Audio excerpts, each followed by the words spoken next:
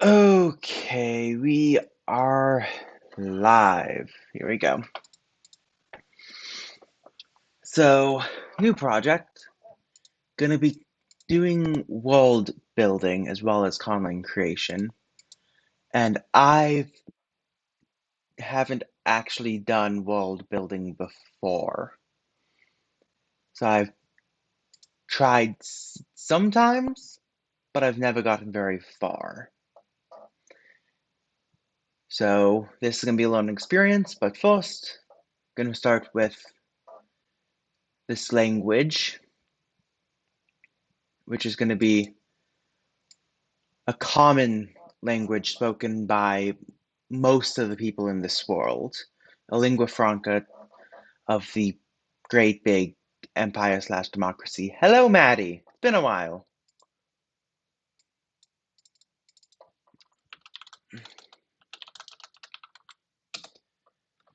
So, I have done some pre planning of this language as well as this world.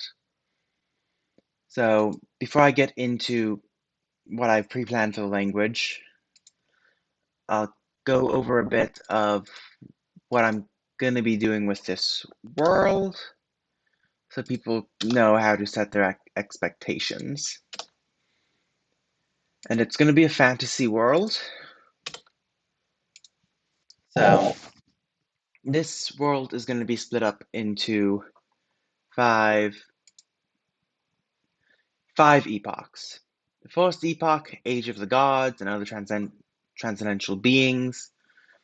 We believe this is when the world started, but we don't know. It ended, and then it was replaced in the second epoch by an empire of elves. So no gods are a lot less common, as well as other transcendental beings. The elves were the dominant race and ruled an empire, and writing was invented to record the chronicles of the first epoch as they were slowly being lost, but then the writings of the first epoch were lost, so we don't know what happened then. This age ended when the Elven Empire was overthrown by all the suppressed races, starting the third epoch, which we don't have much. Yeah, I realized that after I made the video. Anyway, we don't have much information on the third epoch either, because during the fourth epoch, all humans and humanoid creatures were limited to the polar regions. The center areas had become an inhospitable area to live as the barriers between worlds had faded and creatures from other dimensions came and started doing stuff, basically turning that entire place into a wasteland inhospitable to life that we know of. And then the fourth epoch lasted 1,000 years until a democracy rises up and starts experimenting with the I think I said, remnant cores of a god and some of his angelic followers. While experimenting with the core, all of them broke, spreading a shockwave around the world that changed the beings fundamentally, allowing them to gain powers that were otherwise uh, not known to them. And so the fifth epoch is after the catalyst broke, the tropics were no longer inaccessible because the people had grown powers. They had grown strength and resistances to that. So now this is the era that we are going to be defining, and it is the an era of great exploration of the tropical regions, of the everything outside of the poles. Yeah, well, to be fair, I haven't until last Friday. I hadn't streamed in like 2, maybe 3 weeks, so uh, you didn't miss much. So my idea for the language is, well, one, the first language you're going to create is a common or a common lingua franca that originated in the dominant kingdom in the north, that became a democracy, and that language has become the lingua franca. Almost everyone speaks it, or can speak some of it. And then in the language, there's going to be a hard distinction between transitive and intransitive verbs. There aren't going to be any ambitransitive verbs like there are in English. A verb is either transitive or intransitive,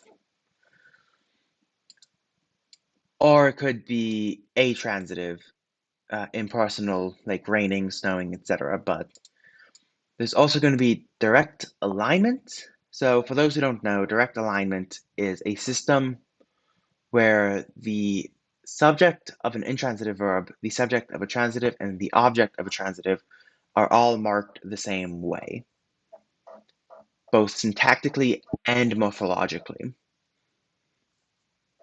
So no nominative case, no accusative case, no ergative case, none of that. The language will be topic marking. So think Japanese, Korean, I think the French dialect in Cote d'Ivoire is also topic marking to an extent. And then these two kind of go together, but there'll be Dijksel agreement and heavy agreement.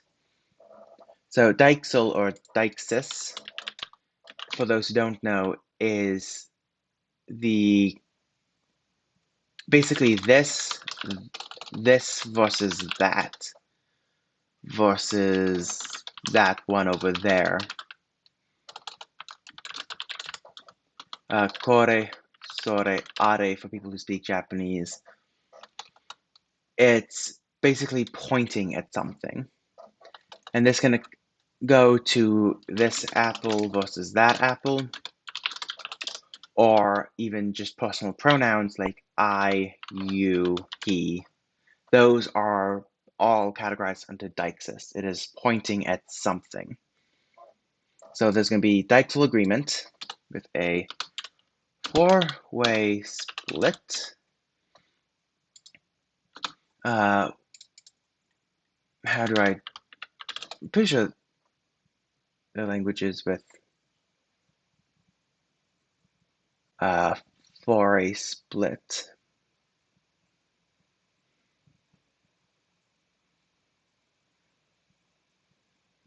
Can't remember off the top of my head at the moment, but and then yeah, there's just going to be heavy agreement in general.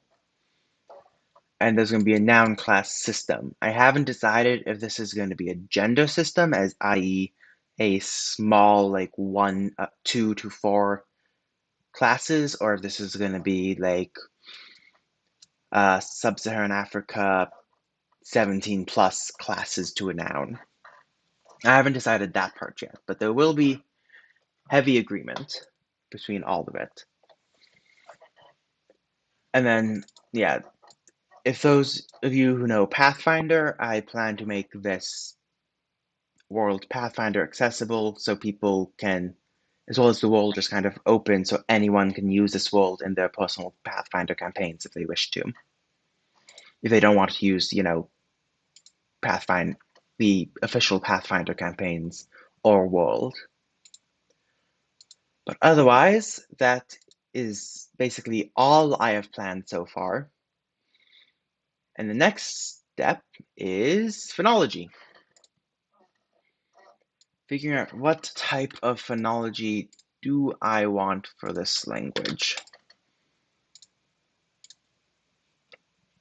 So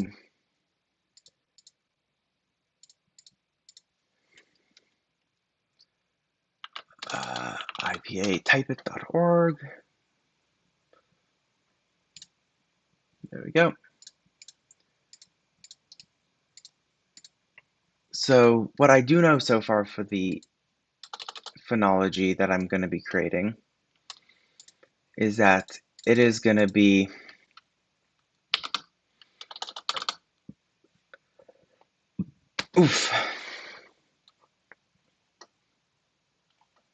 the phonology.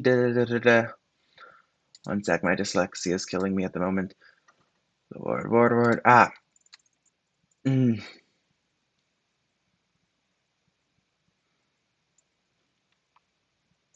It is going to have clusters. There we go.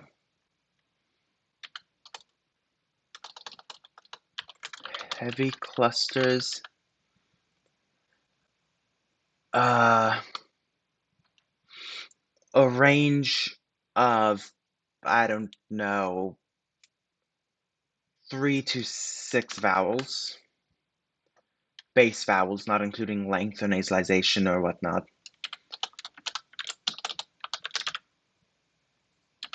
And, oh, what else was the idea I had for phonology? Heavy clusters, 3 to 6 vowels. Not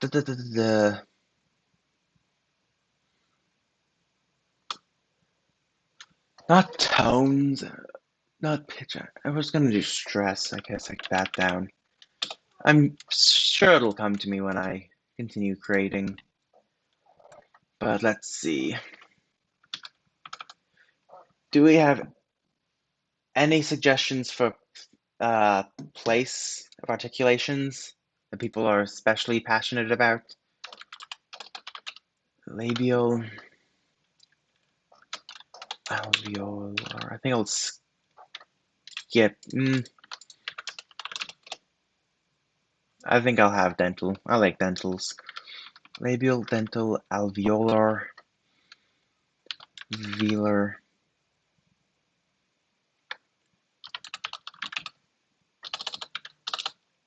Retroflexes it is.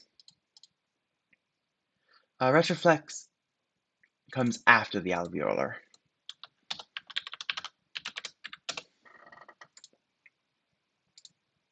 Okay, and then nasal stop affricate, fricative, tap, I guess glide, not approximate, there we go. Tap and lateral. Okay, let's see. So if we're having a glottal, obviously the glottal fricative, huh. I don't care if it's rare in most languages, I'm having the huh. L. Okay. Whenever I think of retroflex, I always think of Sanskrit or Mandarin Chinese. Always the first thing that comes into my mind.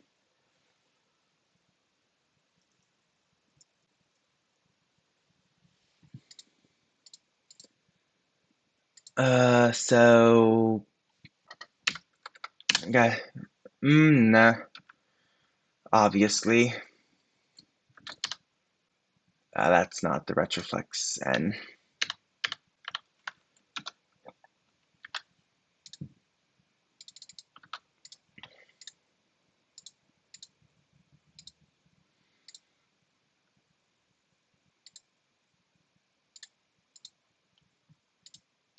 Since you've already typed that, I can just steal that for there. So I think maybe we could have some form of long form consonantal harmony between alveolars and retroflexes, but we'll see when we get to that. So ma, pa, ta, da.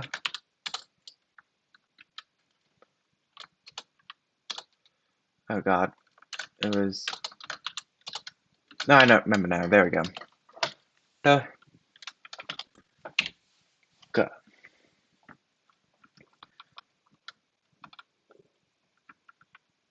I think maybe ts would be good, which means I should have also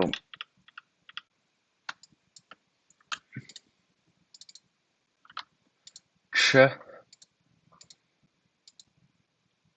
ts, ch, s, sh, approximates.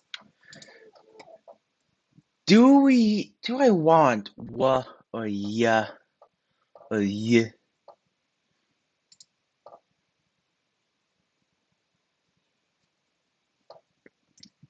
Ara, ara. I will take uh,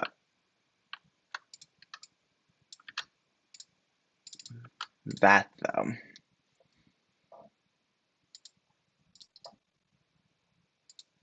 Okay, so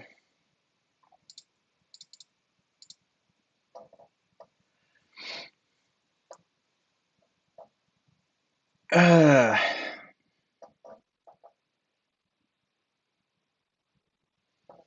the form of aesthetic I'm going for is, I think, kind of Slavic in nature, but also somewhat uh, Indo-Iranian. So like uh, Avestan, Persian, Hindi, Urdu. It's like heavy on the consonants, not so heavy on the vowels, with large clusters.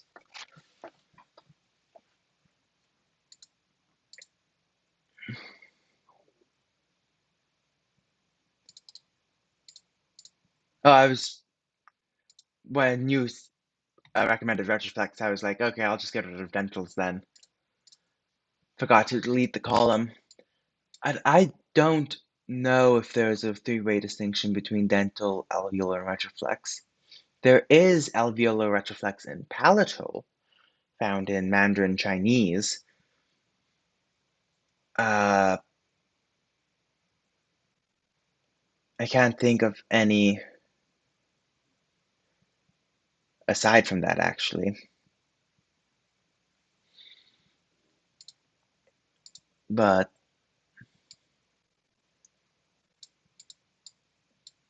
this, should I have, I think I'll also want voicing. I won't do aspiration, but I will do voicing. How about that?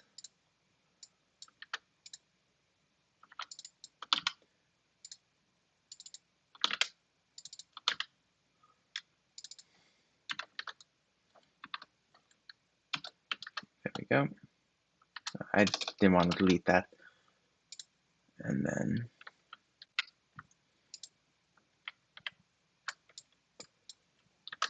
still getting used to my new keyboard.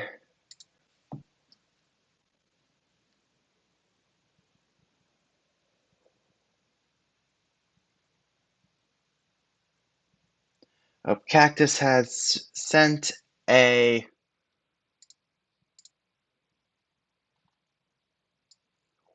link to a Wikipedia article and says,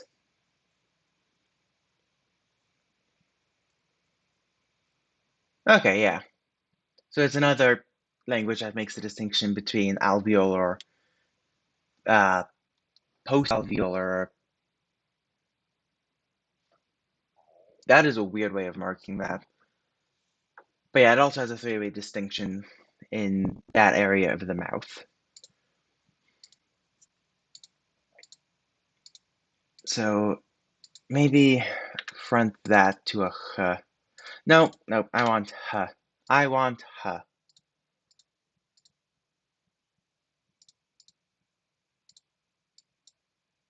So this is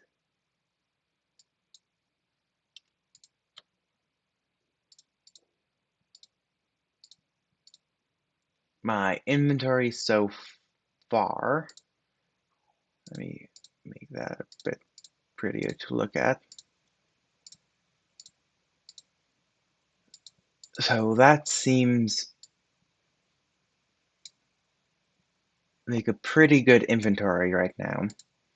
I'll modify it after I figure out the vowels, but while thinking about this, I also thought about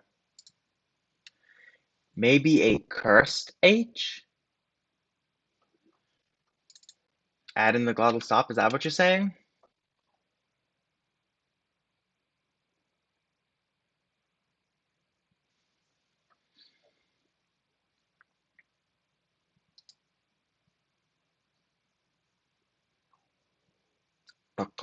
Actually,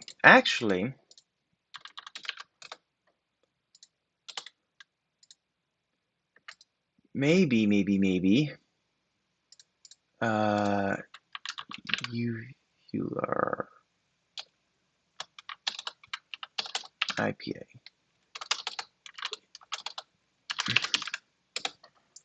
Nope.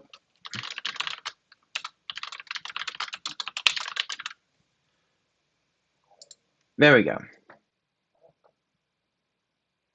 Oh God.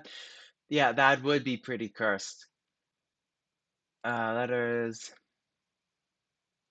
So uvular is, yeah, it is the X.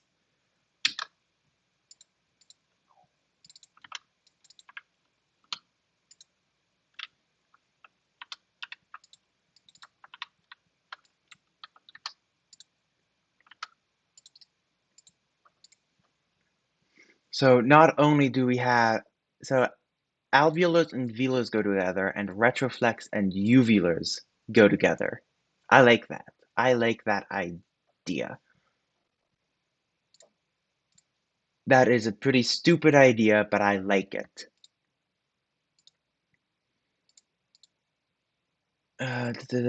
So now into vowels. Front, central, back, closed,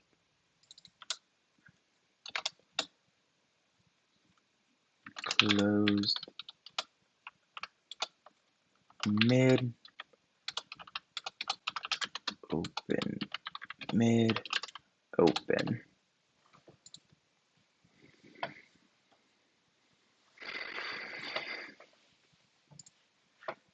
Okay, so I think obviously I, U, and A. I, U, E, A, U, O.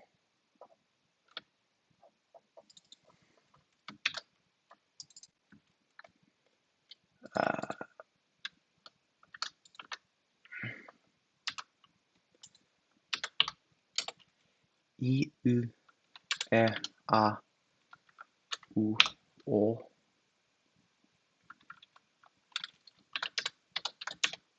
Wait, which one's higher and which one lower? I can never remember. Yeah.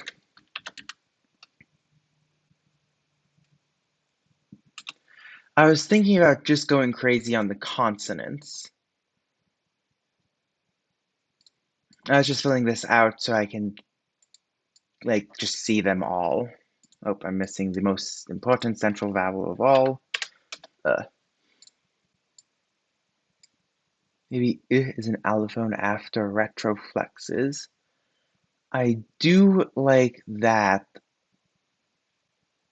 Maybe that is something that happens in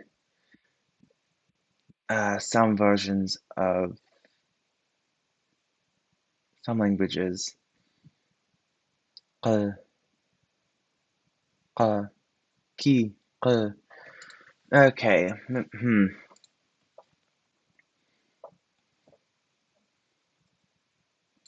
I mean, actually, the safest bet before we think of allophones, just thinking about like the base, what the base vowels are going to be.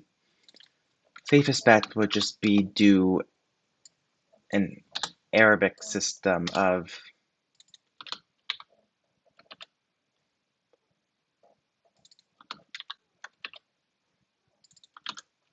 that.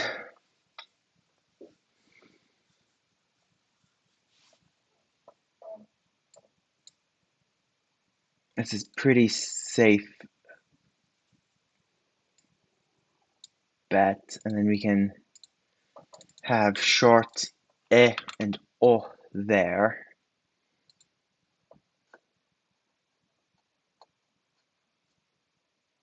Okay, I think I'm going to do this system for the main vowels, and then yeah, I think maybe have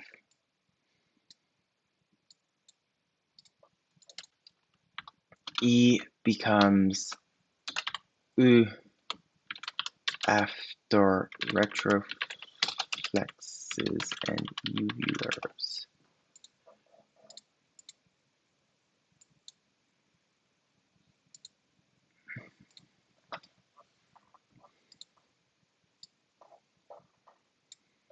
So a very simple phonology.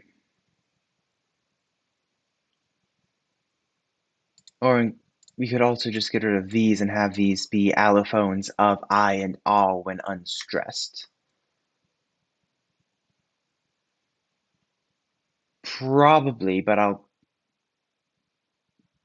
probably think of those as I create words and phonotactics and whatnot, seeing exactly how the sounds actually go together and then seeing where places where I can make allophonic variation. At least that's my usual practice. Probably not a great practice, but it's one I found that works. Okay, so uh,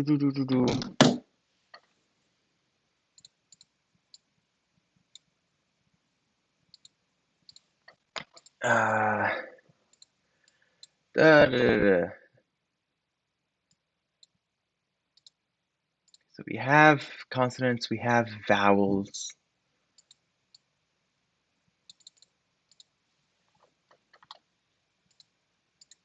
Delete that.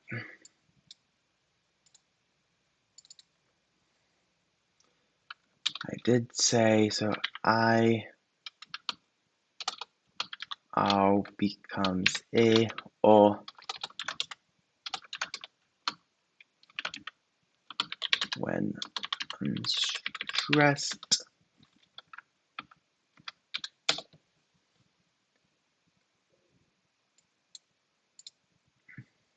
Okay, so that seems fairly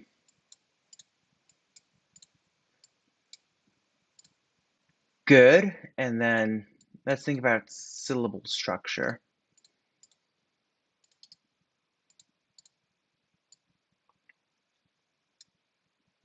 I think for syllable structure, I do want at least two consonants in the front. So something like CC, V, CCC.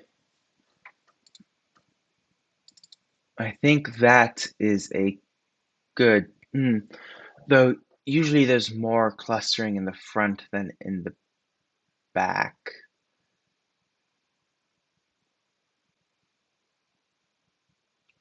I think I'll keep it like this.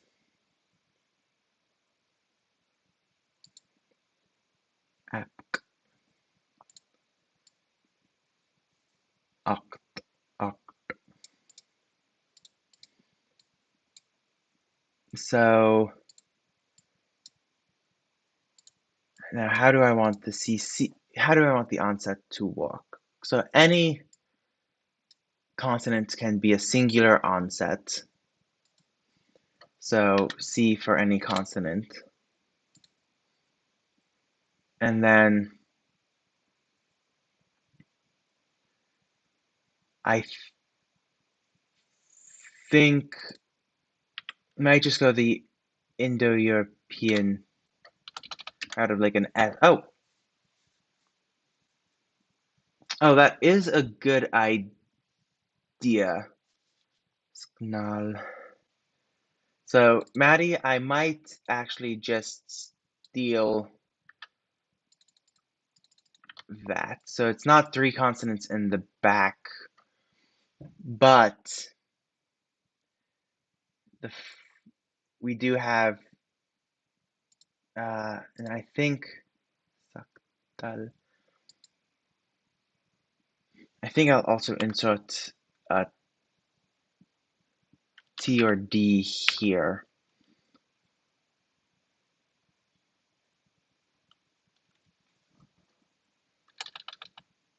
Yeah, it does. I mean, to be fair, most retroflexes derive from a cluster. They derive from TR, BR, KR clusters. So, yeah, it is a weird thought to see them clustering. Sta, stal, schnal, schitnal, schnal, schitnal. So I think I am just going to actually Yeah. Thank you, Maddie. You have created a great syllable structure for me to use.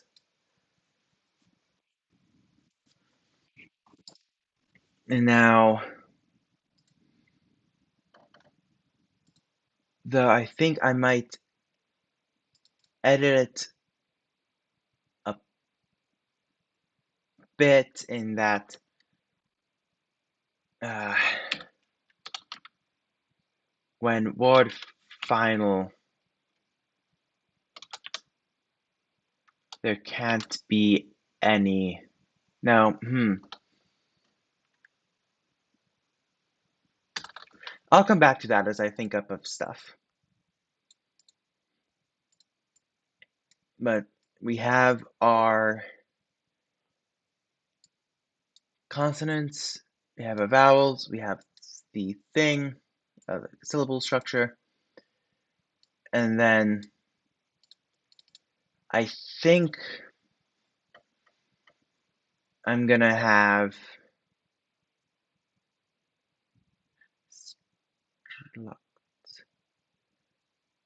so I don't think affricates will cluster. So schluck.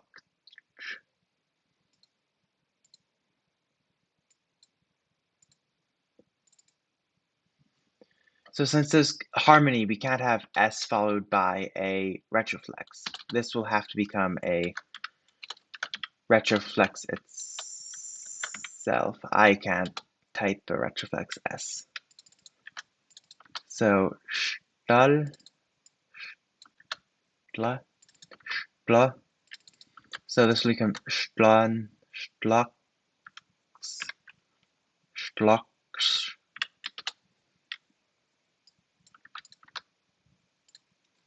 So that would be the wow, that is cursed to look at. That is going to be a cursed romanization. But for stress pattern, I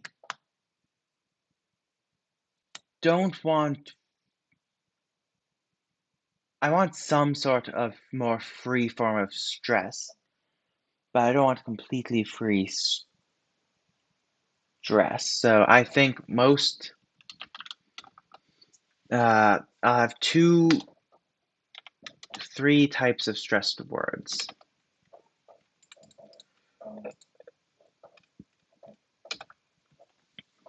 Oh, so there's going to be consonantal harmony in this language. As in, when there's an alveolar, it be in a word, all retroflexes become alveolar, and all uvulars become velar. So we're going to have a two-part harmony system where alveolar and velar live together, retroflex and uvular live together, but word-wide. It's going to be word-wide. I probably have some sort of blockers, but yeah. Derivation with stress, maybe. Well, that's what I was kind of three stress patterns. And so like the first one is word stem initial stress.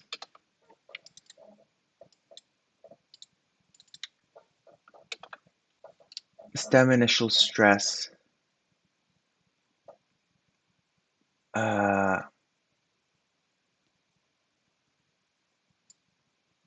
Actually, stress is on the first syllable of a root.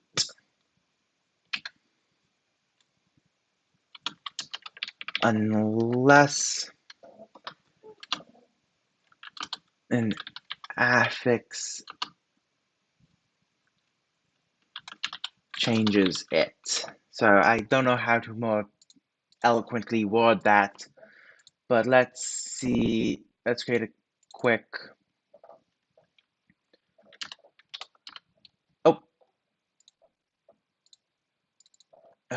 there's the undermark. So knock deal. So this is like a word, I don't know, the word for person, and stress will be on the ah. Oh, most definitely non-concatenative morphology. It's going to be a heavy agreement language, heavy inflectional. So naqdil, and then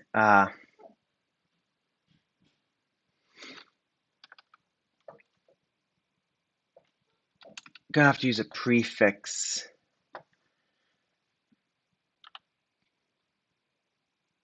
Bonak bonakdil. This is so person naqdil.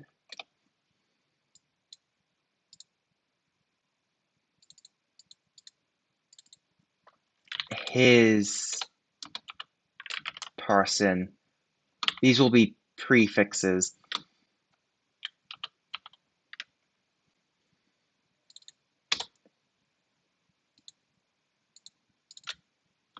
Versus ha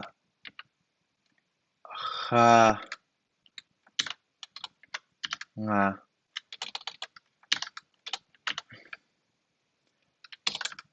nga nga indel,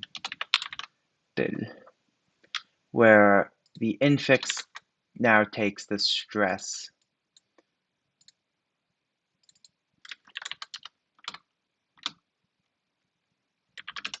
Dual, two people.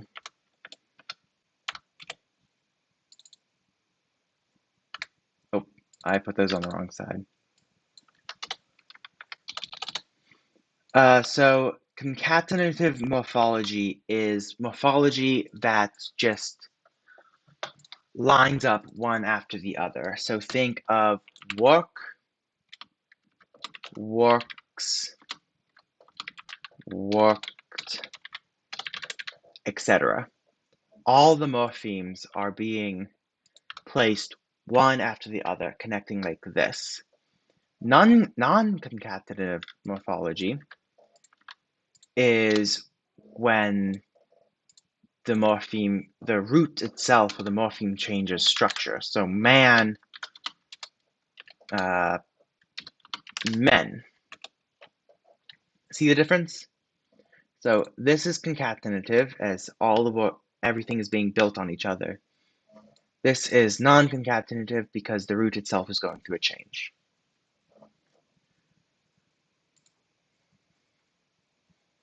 If that makes sense.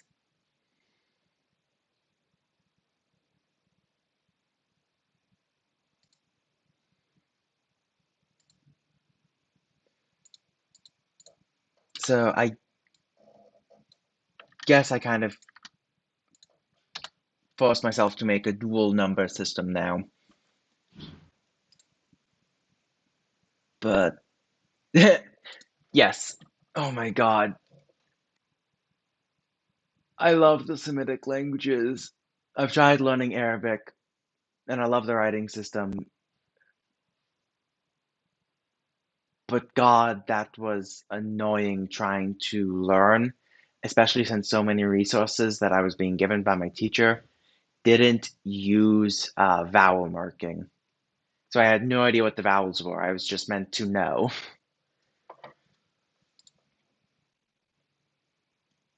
Okay.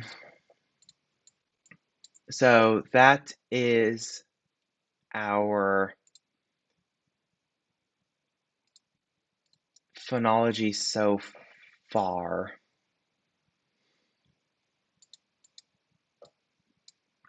I'll come back and edit it in future streams when we figure out more stuff.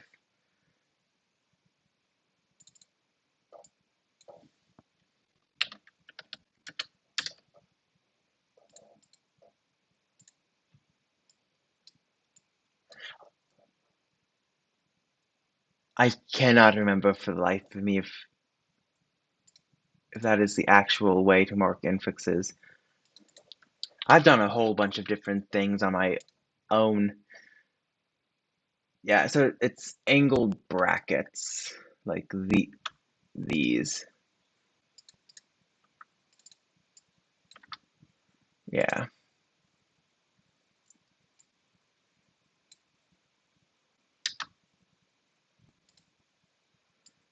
So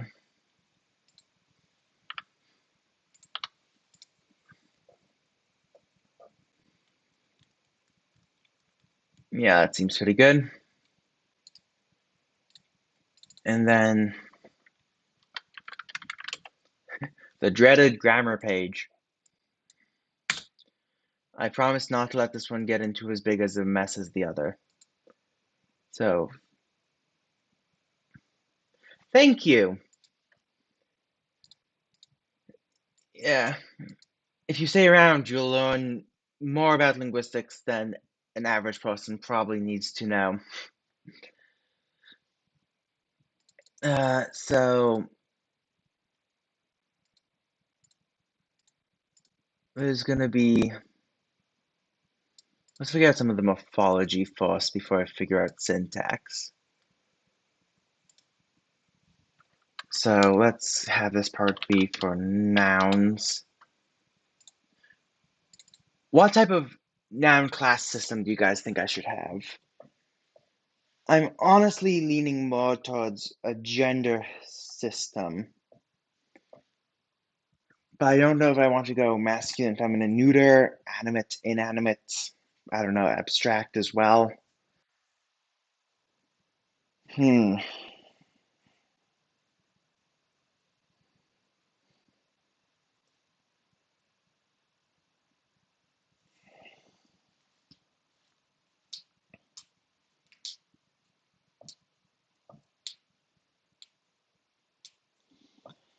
I'm thinking of keeping it small, like, yeah, 2 to 4, maybe 5, if I can think of up of that many distinctions.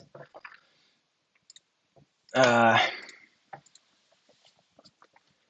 Singular, dual, plural.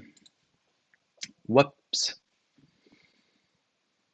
Human, animate, abstract. I mean, ooh, something I could do is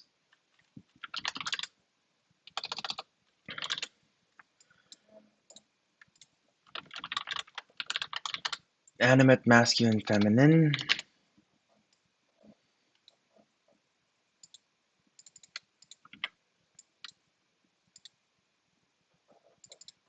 Uh, Inanimate.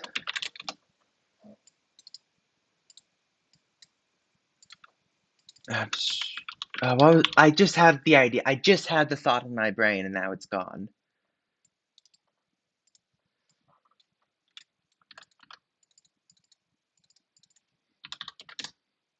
There you go. So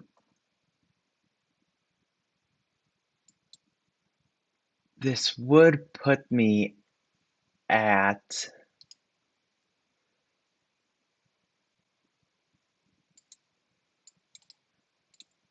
4. Maybe if I actually split animate up.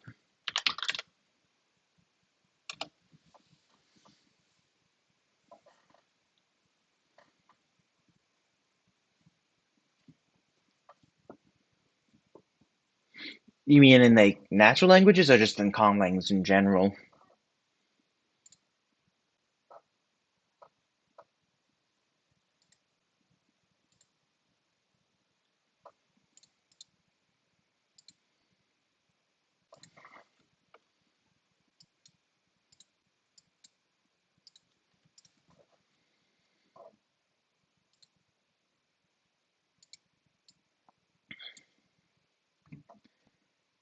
Yeah, I think I like this distinction. Seems like a good distinction to me. So animate, which can be further split up into masculine, feminine, neuter, inanimate, and abstract.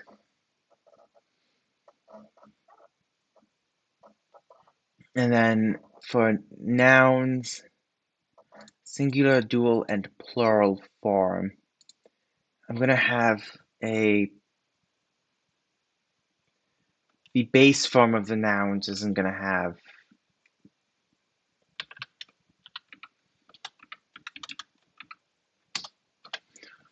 erg accusative. Direct case, there we go. So do I want more cases than direct, or should I do prepositions everywhere aside from?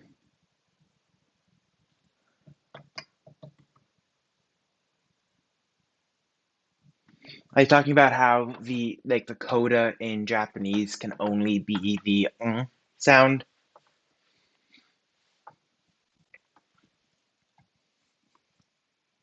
Unfortunately, I think that will clash my heavy with my heavy syllable structure thing.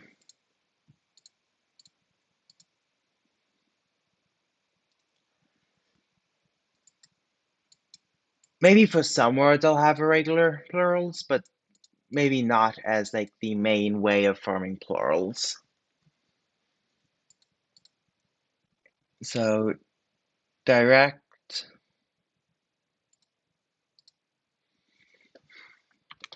indirect, genitive, indirect, locative 1, locative 2.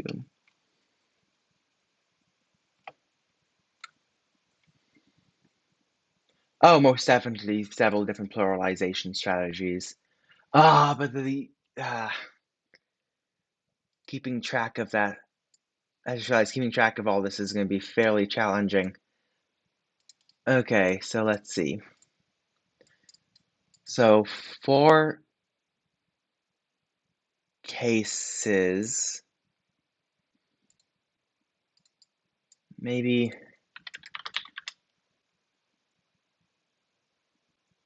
a genitive as well.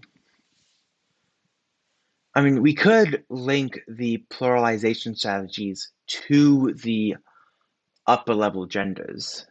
So animate, inanimate, and abstract each have their own pluralization strategies. And only animate and maybe only inanimate has a dual. So I'm pulling from a language project I did with Cactus Lover a bit ago. If you're on CDN, you probably know Cactus Lover as he's everywhere there. But singular, dual, plural,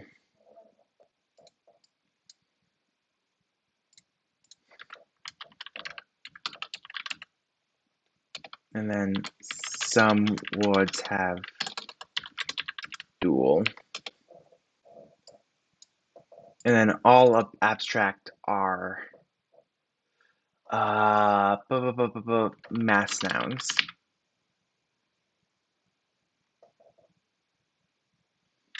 Are considered uncountable.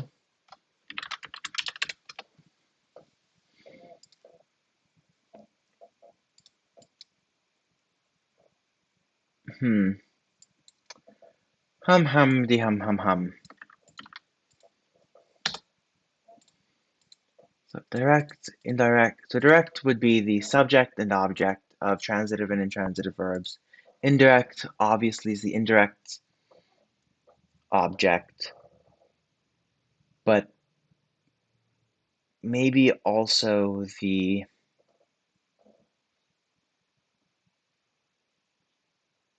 genitive. Maybe.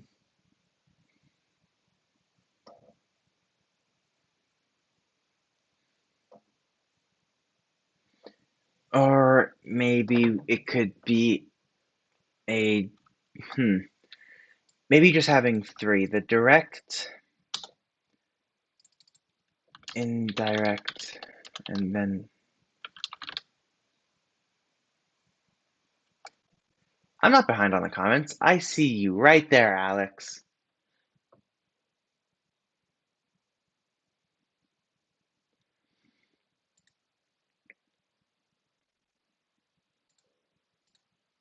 Uh, so direct, indirect, locative. Direct obviously has no marking in the singular. Let me try to think up of how some would be used, how indirect would be used. So indirect,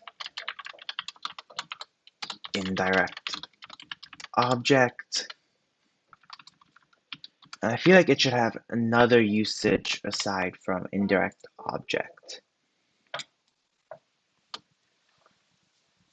Like,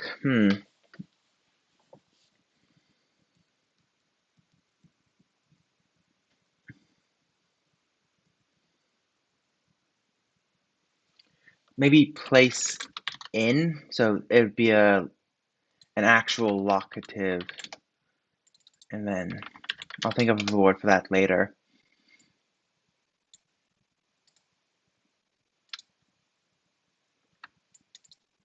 Move one, move two. Move one is motion towards, into, on top of, etc. It is used after prepositions to show movement, and then move two is movement away, out of, off of, etc.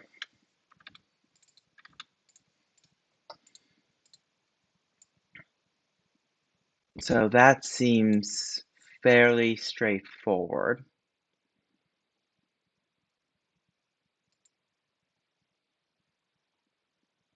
Uh, bu- bu- bu- bu. Stream hasn't frozen, has it? Oh, nope, it moved. Okay. A while ago, the stream froze on me, and now I'm scared it's going to do it again.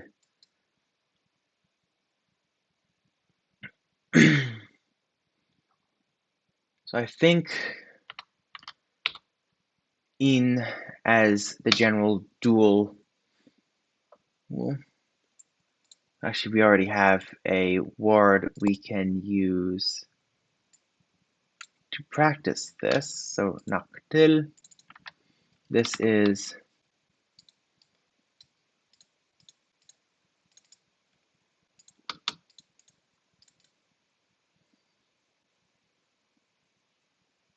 you are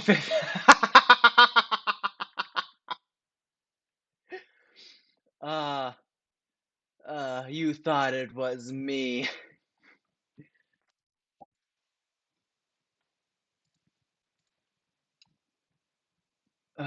Wait, you're 15 minutes behind, not 15 seconds. Oh dear. Oh dear, that is. So person, let's make this a neuter noun.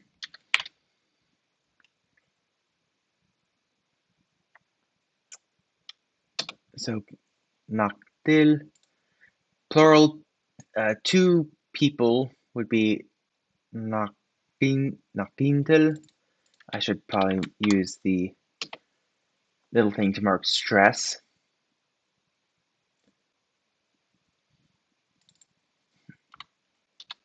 And then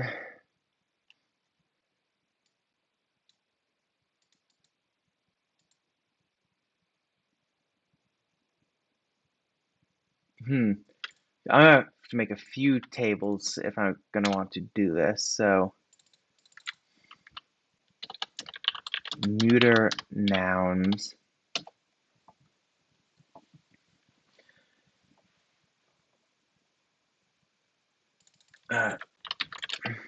Naqatil. For the plural? Or for a different case. For plural, got it.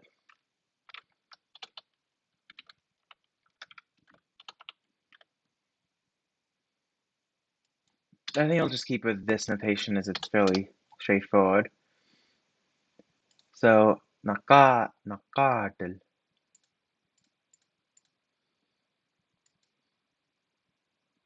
And maybe instead of do, do, do, do, do.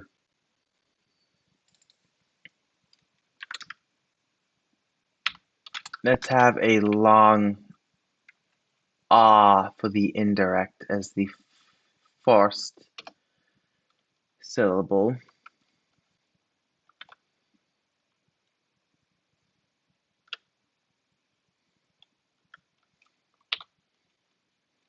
And then a long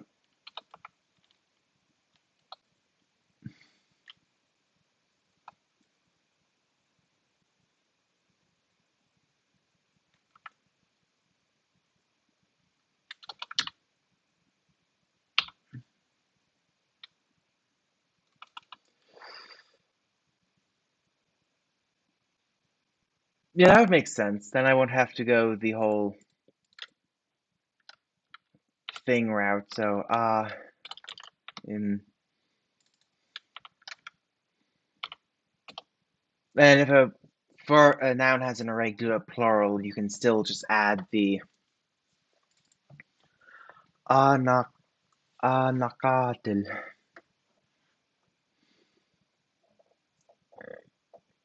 Anakatil. Oh, that's gonna be weird. Having two long ahs one after the other. So maybe that shortens to just an anakatil. Ankatil. Ooh. Oh. Oh, okay. That becomes stressed and the vowel. So naka, this would be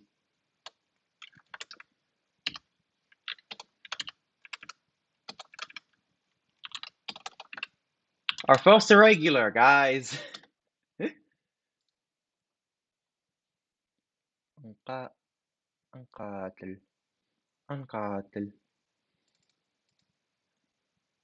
ankat. Maybe doing it on this one would make a bit more sense.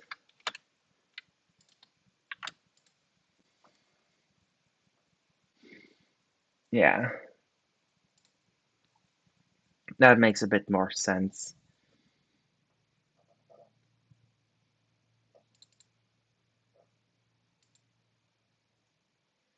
But how am I gonna?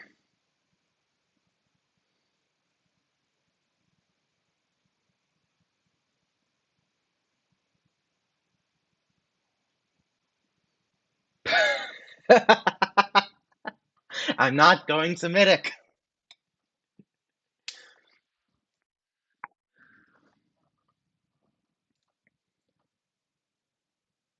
But yeah, I think to document that, it would be good to have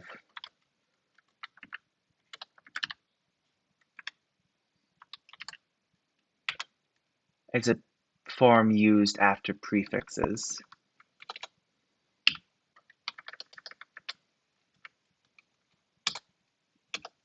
So nakatil, nakatil. So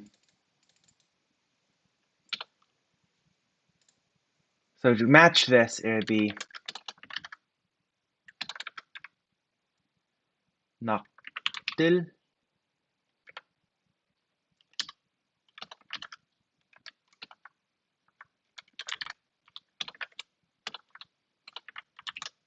nakintil, and naka.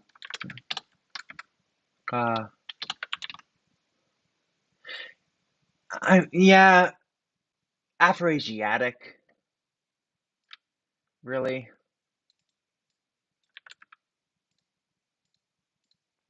And then angkatil.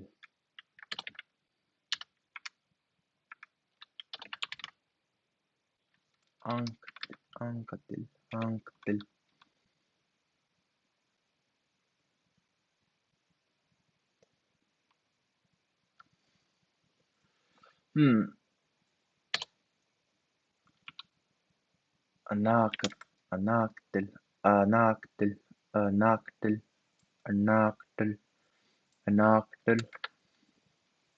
But then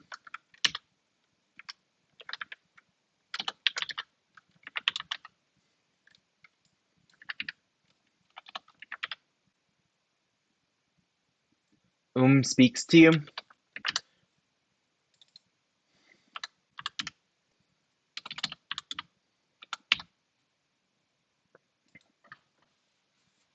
I wonder if that might be related to being a common PIE suffix for locative or dative, or dative.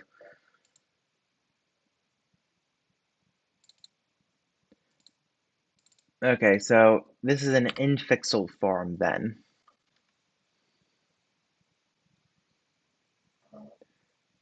So when there's both a prefix and an infix, this is the form the root word takes.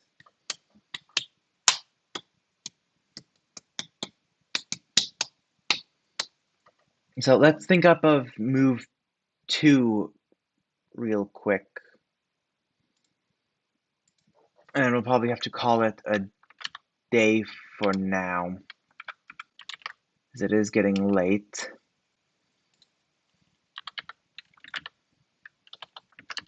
Oh, I guess that's going to be a geminate. I guess we're having geminates in the language. Nah.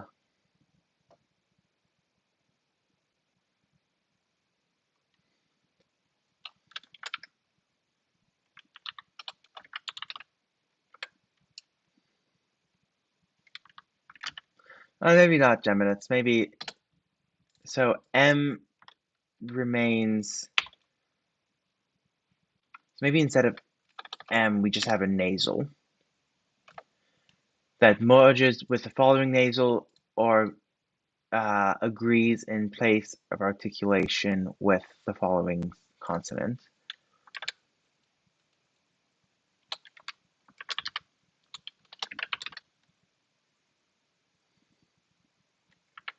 Oh my God, Maddie.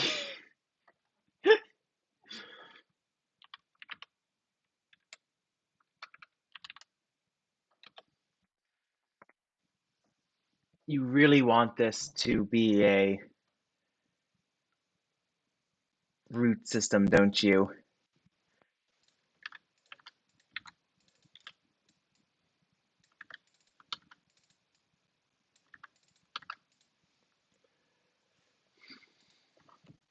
Okay, and then let's figure out move 2.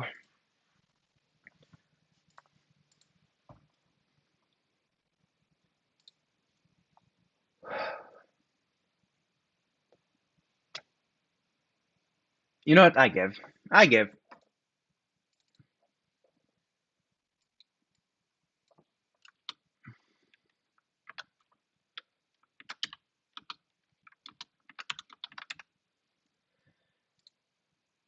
We are doing patterns.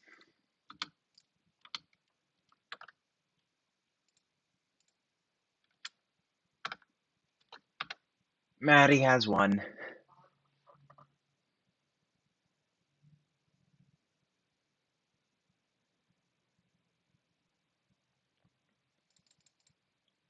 So the dual would be C V C in CIC CVC.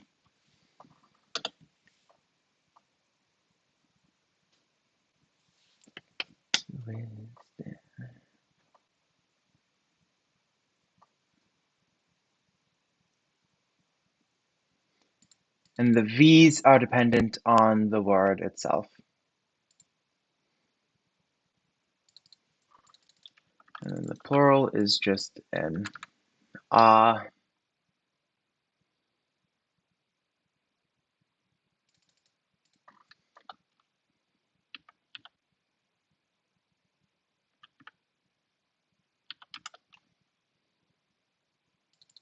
Not a very elegant how.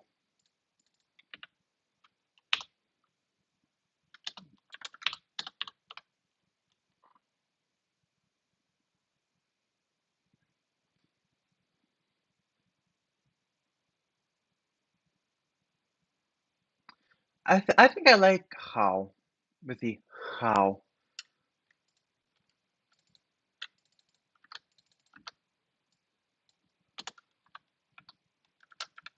I'm not quite sure how root patterny this is, but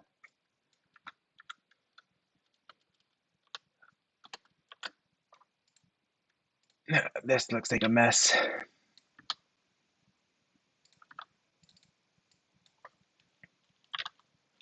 So you nasal.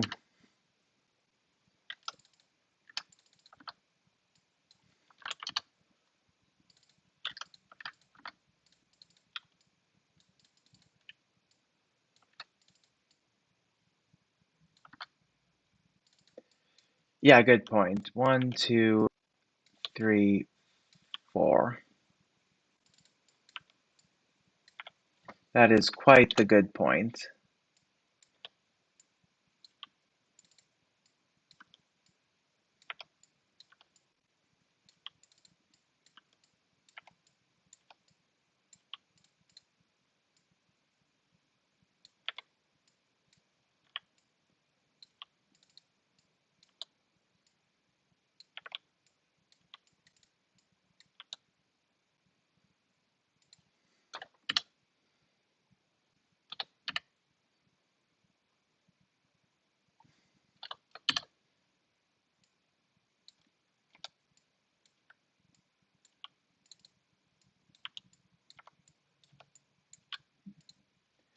Okay, and then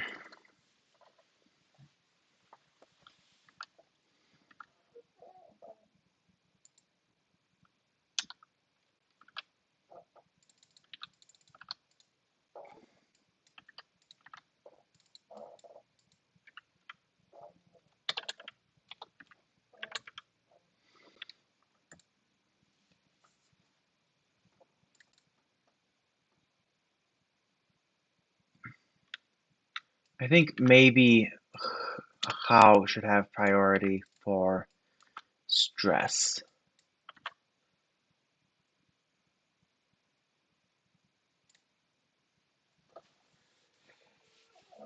Oh God.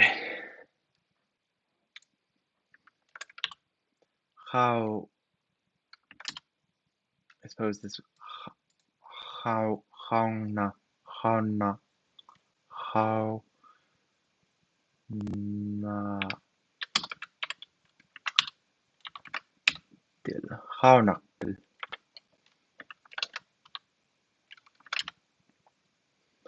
how, how, oh, oh wait, this should be two, should be over here. How, how, how, maybe, how, going from a retroflex to a uvular is hard.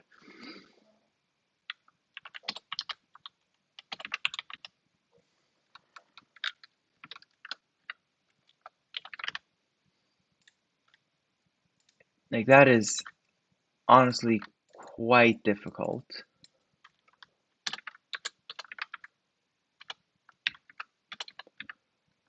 There we go.